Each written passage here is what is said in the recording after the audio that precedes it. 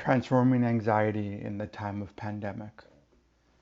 As folks of color, we have survived and thrived through much violence. Over and over again, our communal well-being, our resilience, our health, our capacity to cultivate and be in community has been tested. We've been invaded, taken from our lands, have had genocidal violence inflicted on our peoples. Currently, we're being invaded by what scientists have isolated as the COVID-19 virus, a novel virus that is infecting many people physically, but that has infected us all psychologically. Yet there's no way to isolate our mind from our body, to isolate each other away from ourselves, from our interdependence, our interconnectedness. The term pandemic comes from the Greek pan, meaning all, and themos, meaning people. We have the opportunity right now to think of each other, to remember our shared humanity. As we physically separate from each other to slow the spread of infectious disease, we have the opportunity to slow down, to see our habit patterns, and investigate our usual ways of being, ways that might not be expressing our whole humanity. Isolation causes another kind of dis-ease, anxiety, fear, and even panic. Isolation from loved ones, from our livelihood, from our routines.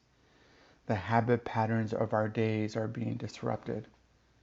Some unskillful patterns might be coming up, might be reinforced.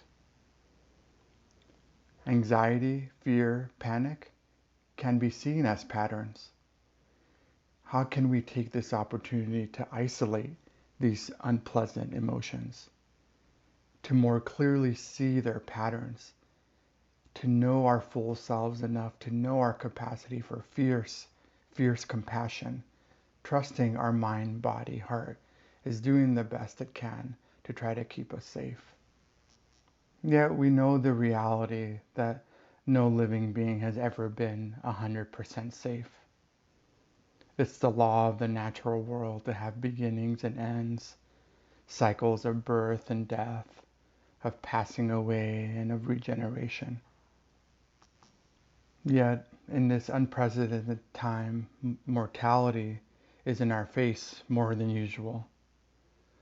What we might have taken for granted, what we might have taken for being permanent, we are able to see right now, when we're able to see through these anxieties, that everything is impermanent, that the only thing that is permanent is change. So what is anxiety? Simply put, it's energy. It's an energy, when not understood or transformed, turns into a constant state of agitation, reactivity, and panic.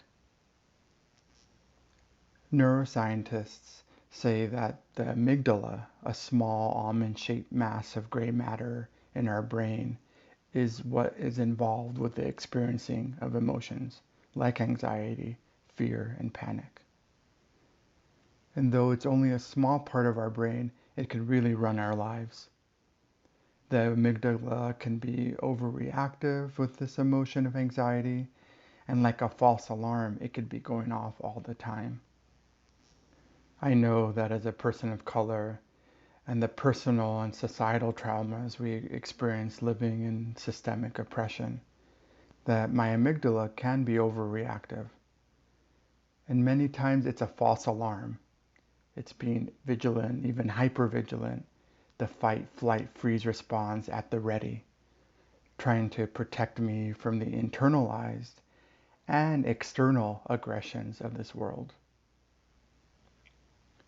So not acknowledging our worries, not acknowledging our anxieties, fears, not having the supportive community allows these fears, anxieties to accumulate, and they can easily turn into panic. So there are 4 ways that we can transform anxiety. One is mindfulness, or moment-to-moment non-judgmental awareness. 2, self-compassion. So being with the suffering and that of our own and of others in a kind and wise way. 3, remembering that we're not alone. We're not the only ones experiencing this anxiety. And lastly, not avoiding, but allowing the anxieties to move through our present moment experience. We need these 4 practices to understand the ways anxiety manifests via thoughts, feelings, the physical sensations of our bodies, and our behaviors. Counterintuitively, the main behavior that we use is avoiding anxiety. It's a primal habit pattern. But avoidance tends to reinforce the anxiety. And we can also use other unskillful behaviors to try and disassociate ourselves from this unpleasant emotion. The reality, though, is that we cannot stop our feelings, our thoughts, physical sensations from arising. They are another part of our natural experience.